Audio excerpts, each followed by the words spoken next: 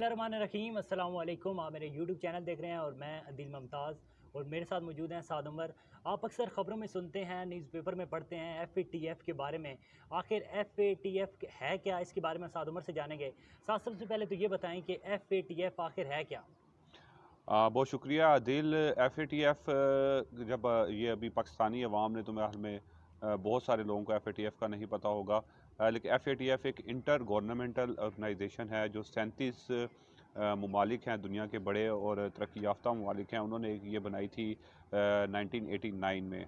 लेकिन इसको 2001 में इसका दायरा इख्तियार बढ़ा दिया गया और इसमें जो मनी लॉन्ड्रिंग, एंटी टेररिज्म जो फाइनेंसिंग की जाती है, टेरर फाइनेंसिंग, ह्यूमन ट्रैफिकिंग, उस पर जो उन इन चीज़ों में जो ममालिक शामिल होते हैं, ये उनका जायज़ा लेती है और उन ममालिक पर बाद में जो है इकनॉमिकली उन पर पाबंदियाँ आयद की जाती हैं। तो अगर ये FATF की अगर जब ये पाबंदी आयद कर देती है FATF, तो उस मुल्क की जो मईशत होती है उसके लिए काफ़ी नुकसानदेह होता है ये। साद आप ये बताएं कि grey list, white list, black list ये क्या है। सबसे पहले मैं आपको ब्लैक लिस्ट का बता देता हूँ। ब्लैक लिस्ट जो होती है FATF, ये 37 मुल्कों, जैसे मैंने आपको पहले बताया, उनका हर 3 या 4 महीने बाद एक इजलास होता है। और जो मुल्क उन्होंने उस लिस्ट में आए होते हैं, ब्लैक लिस्ट में हैं, जैसे आप फॉर एग्जांपल ले लें, मिसाल के तौर पर ले लें, अफ़गानिस्तान है।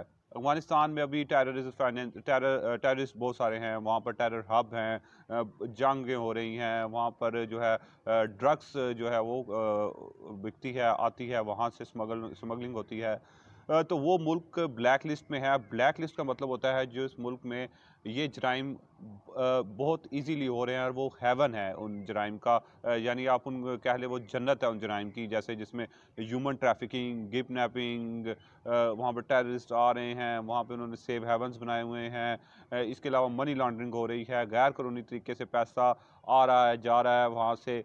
तो ऐसे मुल्क जो बिल्कुल एक्सट्रीम पे होते हैं इन चीज़ों में, उनको ब्लैक लिस्ट में रखा जाता है।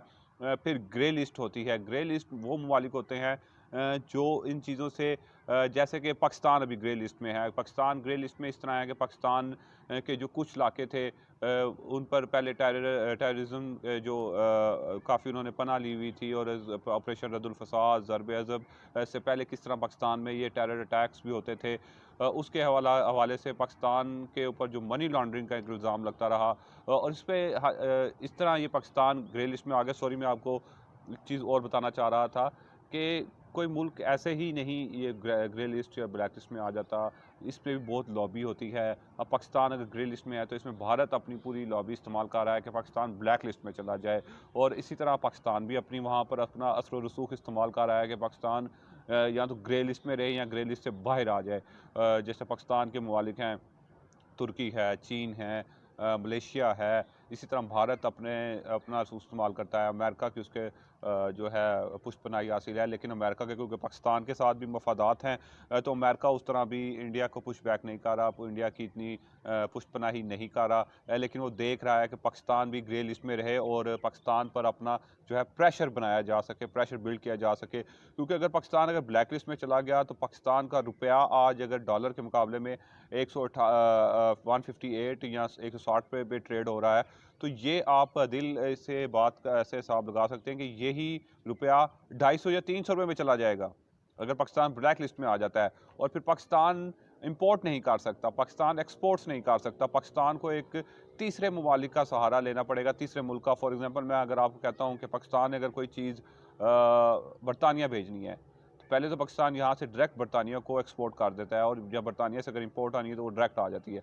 लेकिन फिर पाकिस्तान दुबई भेजेगा और दुबई से वो चीज़ जाएगी बरतानिया, फिर बरतानिया से वो आएगी दुबई, दुबई से फिर वो आएगी पाकिस्तान, और इस तरह फिर पाकिस्तान को जो एक चीज़ 10 रुपये में मिलती है वो 100 रुपये में मिलेगी।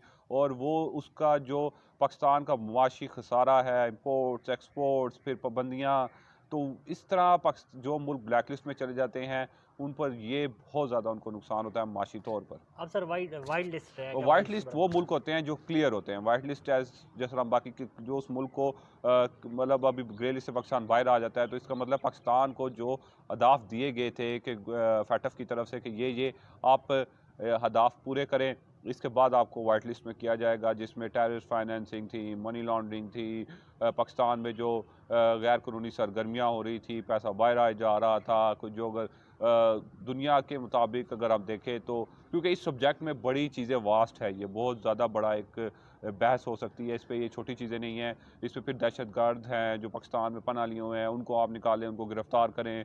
फिर इन दूसरे मुल्कों का प्रेशर आता है कि पाकिस्तान से ये मुतालबात मनवाए जाएँ।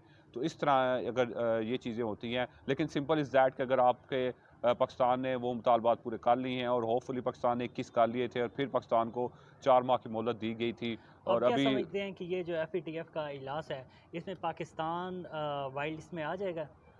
देखिए, दुनिया उम्मीद पर कायम है। पाकिस्तान ने अपनी पूरी कोशिश की है, असर रसूख भी अपना इस्तेमाल कर रहा है पाकिस्तान, और पाकिस्तान जो है बैकग्राउंड भी इस पर बड़ी कोशिश कर चुका है कि पाकिस्तान ग्रे लिस्ट से निकल कर वाइट लिस्ट पे आ जाए। और जो पाकिस्तान 21 अहदाफ पहले पूरे कर चुका है, उसमें से 6 रह गए थे, और 6 वो अहदाफ ऐसे थे जो मीडिया को भी नहीं बताए गए, और जिनमें साफ बात थी। आप हाफिज़ सईद जो हैं उसकी गिरफ़्तारी थी, फिर उसके पास पाकिस्तान के पास जो दूसरी चीज़ें हैं, जो पाकिस्तान पुष्ट पनाही, आप उनके मुताबिक अगर पाकिस्तान किसी टेरर ग्रुप की कर रहा है, उसको ख़त्म किया जाए, पाकिस्तान पे ऐसे लॉज लाए जाएँ जिस पे मनी लॉन्ड्रिंग कंट्रोल हो, ह्यूमन ट्रैफिकिंग कंट्रोल हो, और ऐसे दूसरे जो लॉज हैं जिनमें ह्यूमन के हवाले से इंसानी बुनियादों पर कुछ ऐसे लॉज जो पाकिस्तान पहले नहीं थे, अब वो लाए जाएँ।